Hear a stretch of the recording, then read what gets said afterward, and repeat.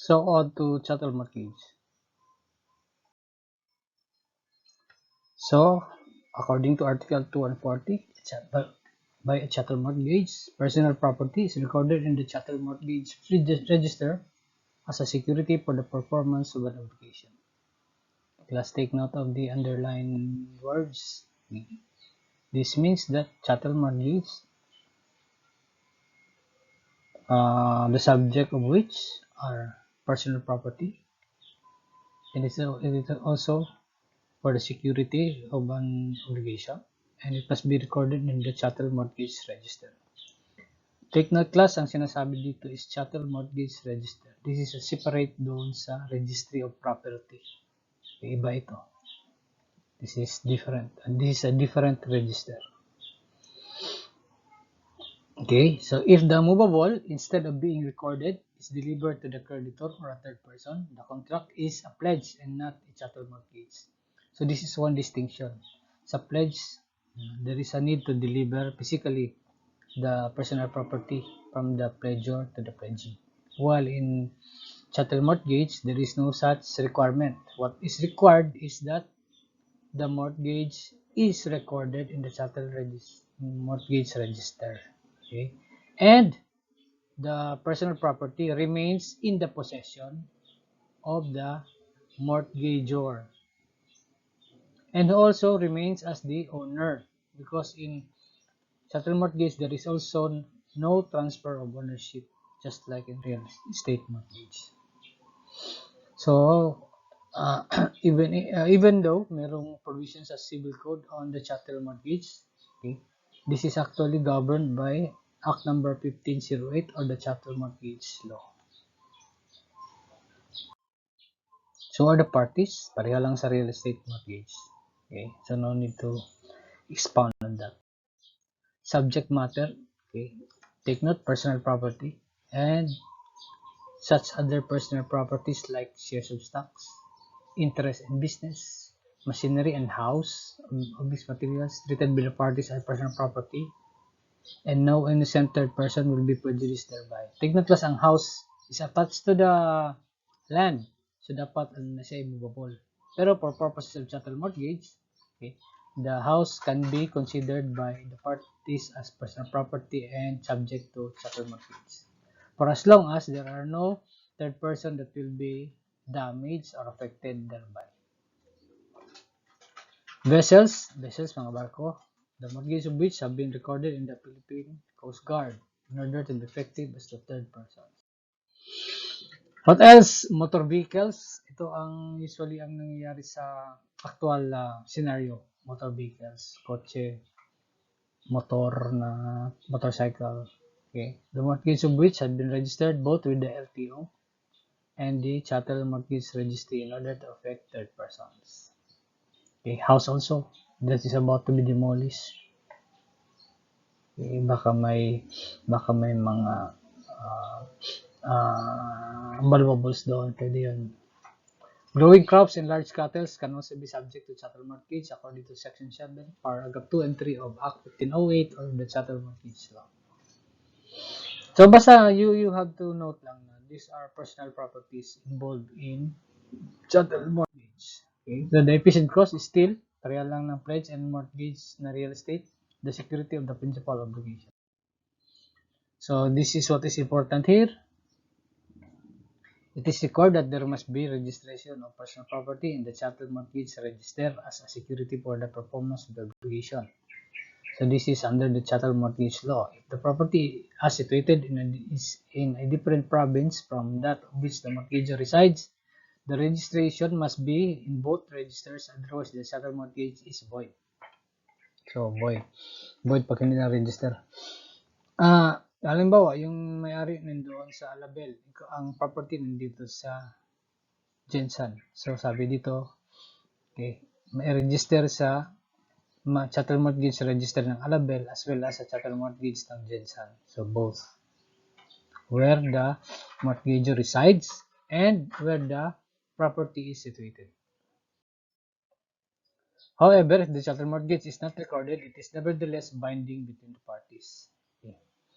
So, kapag hindi na-register, only the mortgagor and the mortgagee is bound, and they are not expected that third persons will also recognize the chattel mortgage. Okay. Because if you can remember class sa ating obligation contracts, the parties can agree on things as part of their contract, and it will be it will bind them. So in this case, it will bind them, but not the third parties, because the third parties are not part of the contract. That's why the law requires it to be registered para ma-inform ang third parties, so that the third parties can also recognize and respect that there is a chattel mortgage. So the registration of the chattel mortgage is an effective and binding notice to other creditors of its existence and creates a real right pa rin, or a lien, which being recorded follows the chattel wherever it goes, and the registration gives the mortgage a symbolical possession. So the execution of the deed pa rin class ang parang symbolical possession niya. Parang dineliver din. Pero there is no actual physical delivery involved. So real right pa rin. Even if, kasi the property remains to be under the ownership of the original owner. Okay? And it remains to be the owner thereof. Kaya lang, wherever the property is located, okay, the claim of the mortgagee follows that property wherever it goes. So, 1, 2, 3, 4, the same as in real estate mortgage. Ito lang ang dagdag, formal contract. Because for its validity, the registration of the Chattel Mortgage Register is indispensable, sabi ng batas. But take note, if hindi nakaregister, sabi ng batas din, that will only be valid between the parties. Essential elements, 1, 2, 3, the same pa rin sa real estate mortgage. Ito lang nadagdag, it must be recorded in the Chattel Register. Aside from the execution of the deed, dapat may kasama siyang affidavit of good faith. What is that? To constitute a chattel mortgage, an affidavit of good faith, this is required under the Article 1508 or the Chattel Mortgage Law. That an affidavit of good faith must be appended, kasama, to the mortgage and recorded therewith, i-record din sa Chattel Mortgage Register. But the absence of the affidavit vitiates a mortgage only as against third person without notice. Okay, so kasama yun sa para ma-notify ang third person. So if wala yan, it will still bind the mortgage will still bind the parties only, but not third persons. So the affidavit of good faith, para lang for your knowledge, is an oath wherein the parties severally swear that the mortgage is made for the purpose of securing the obligations specified in the conditions and for no other purposes, and that the same is a just and valid obligation and not warrant entered in the purposes of fraud. Yan ang nakasulat doon sa affidavit of good faith. Offenses involving chattel mortgage. So, knowingly removing any personal property mortgage under the Chattel Mortgage Law to any province or city other than that wherein it was located at the time of the execution of the mortgage without the written consent of the mortgagee. O take note class, kung nasaan yung property, doon mo i-record sa city or province kung nasaan yung property. Kung nandun ko sa nakatira sa kabila, hindi yung property nasa kabilang city or province, both register. At by the way class, itong Chattel Mortgage Register nasa Register of Deeds pa rin yan. But it is a different register, different siya na list sa Registry of Property. So, sa dalawa, if ang residence na may-ari at saka yung property magkaiba, doon sa dalawang register may record. And then, it is required na kung saan yung property nakalocate, hindi pwede ilipat sa ibang city or province without the knowledge of the mortgagee. Okay? Kasi nga, for the security of the mortgagee. So, dapat, kasi hindi siya ang physical possession is not with the mortgagee, nandun for sa mortgagor. Okay, so para secured yung mortgagee, hindi pwede alisin sa province or city kung saan nakalocate yung property without the knowledge of the mortgagee. Number 2, Another offense, selling or pledging personal property already mortgaged or any part thereof under the terms of the Chattel Mortgage Law without the consent of the mortgagee written on the back, hindi yan back, of the mortgage duly recorded with the Chattel Mortgage Register. Okay? So, bawal i-mortgage ulit without the consent of the mortgagee. So, dapat mag-consent pa siya. So, this is punishable under Article 319 of the Revised Penal Code. Pwede rin i-assign ang, just like real estate mortgage, okay, pwede rin i-assign ang mortgage. So, diba? Assignment means sale of right. So, di-mortgage mo sa akin yung kotse mo. Ako na mortgage.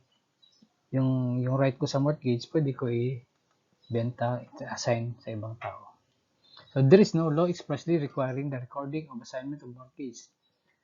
So, while such assignment may be recorded, the law is permissive and not mandatory. So, wala talagang sinabi ang batas diyan. So, pwede mo i-assign as a general rule.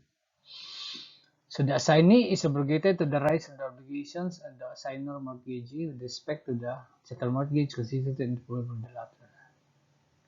So, dahil ako yung mortgagee, tinransfer, binenta ko yung right ko to another person, then he becomes the new mortgagee. Extinguishment, pareha lang. Loss of the thing, nawala. Extinguish na yung sa accessory contract. But this does not mean that the principal obligation is also extinguished. Okay. This loss of the thing class is also applicable sa pledge. Kaya lang hindi ko nasulat doon. So please take note. Foreclosure. May foreclosure din sa chattel mortgage. Okay. But you have to remember this is different from the foreclosure na nasa real estate mortgage. So if the debtor defaults in the payment of the secured debt, the creditor is permitted to sell the sale at public auction pa rin through a public officer which may be a sheriff or a notary public, and he can recover his credit for the proceeds of the sale. So doon niya kukunin yung pambayad doon sa proceeds. So brief overview lang ng procedure under the Chattel Mortgage Law. So the mortgagee may, after 30 days from the time of the condition broken, pagkatapos ng due date hindi nakabayad ng utang yung debtor, may 30 days to cause the mortgage to be sold at public auction. Okay, so the public auction must be conducted in the province where the property is situated or where the mortgagor resides. And then there must be posting of notice of the sale in 2 or more public places. And notice to the mortgagor is required according to the Chattel Mortgage Law. Nakasulat yan doon. So, from the process of the sale, okay, paano i-proceed? Pambayad pa rin sa cost and expenses of the sale. Okay?